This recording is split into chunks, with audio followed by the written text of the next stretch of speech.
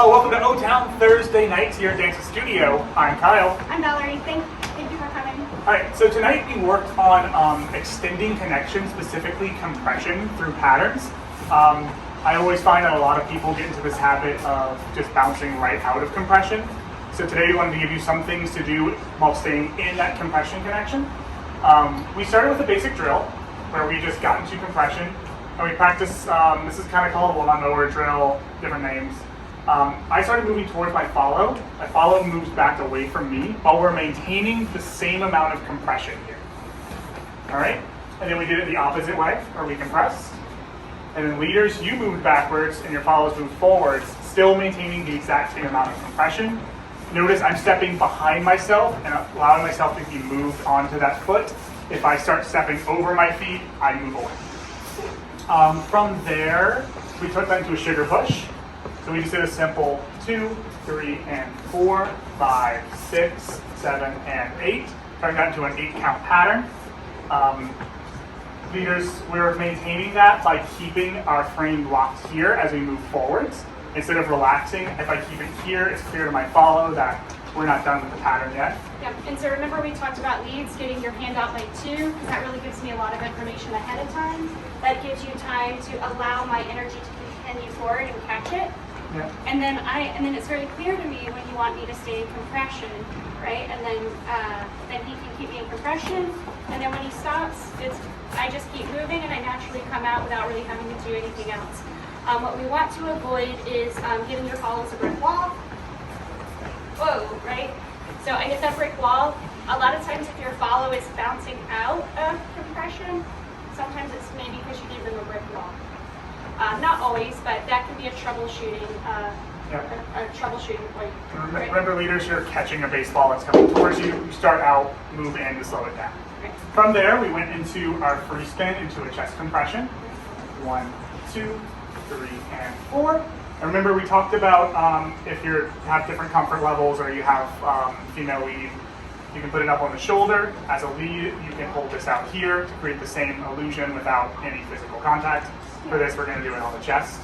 Right, and then I'm just going to take we're in compression. And remember we talked about, to me as a follow, when I see a lead present his chest or their chest, to me that communicates I'm inviting you to play, and I'm going to give you a little support while you play.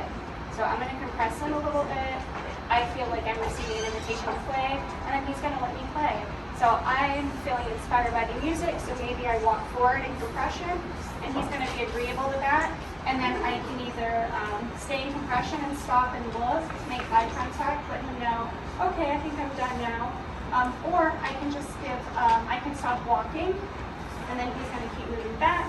And that's how we can resolve it. If I'm the one that chooses to resolve it, let's say I'm taking too long, right? So I'm in here. Let's just say the walks are going on too long. He can decide to end it. Right.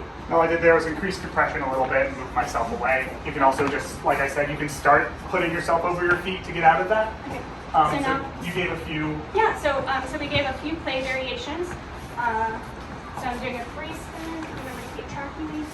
And then I'm going to hit N5. Then I'm going to go under my arm. And then I can just resolve. And then we can get out in very similar ways. I can just give a slight nudge away where I'm just moving my energy back. And he can also take over as well. Let's say, okay, we'll do that.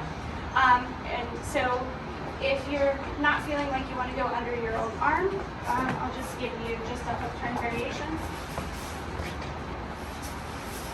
Okay. So you don't have to go under your arm, you can just hook turn. And the thing that I'm doing here is I'm prepping myself for this. I'm going and 5, so that I'm giving myself the contra body. And then all I have to do here is unwind, right? And then when I'm doing my hook turn here, there's energy going down into the floor, and that helps me maintain stability and also turn very cleanly. Okay, all right, and then I can resolve. And then the last variation we gave you, can you back up a little bit? Sure. Okay. Is we're gonna do some moonwalks, right? So then I compress in. I like to just put a little hand here. I have my weight into my left foot. I have a pitch. And then I'm going to start walking back. And then he follow. Right? And so let me just stop here for rewalk for a second. So it's important that you have pitch. Your weight's gonna be in your left foot. I'm gonna imagine the pits of my knees are going back. I'm gonna really stop at the point that that heel starts to lift off the floor. I wanna stop before it gets there. Right? And then there's actually no weight here. It's just like a sliding across the floor. It's an illusion.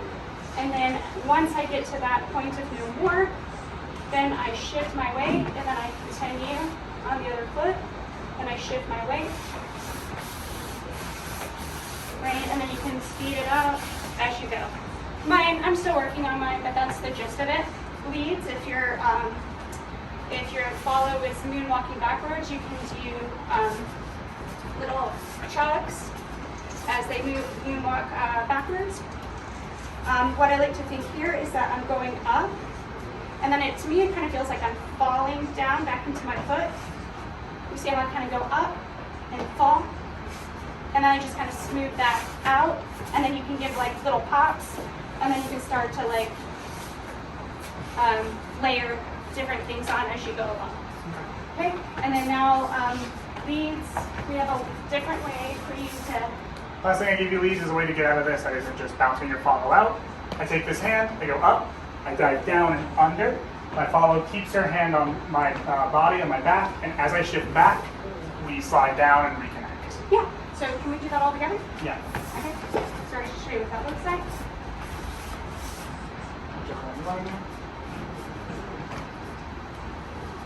Right, and it works both ways. Right, Yeah. so if you did it with the other hand, you can do it with both hands. And then if you want to put all of this together, what we didn't get to tonight was putting the rock and go into this.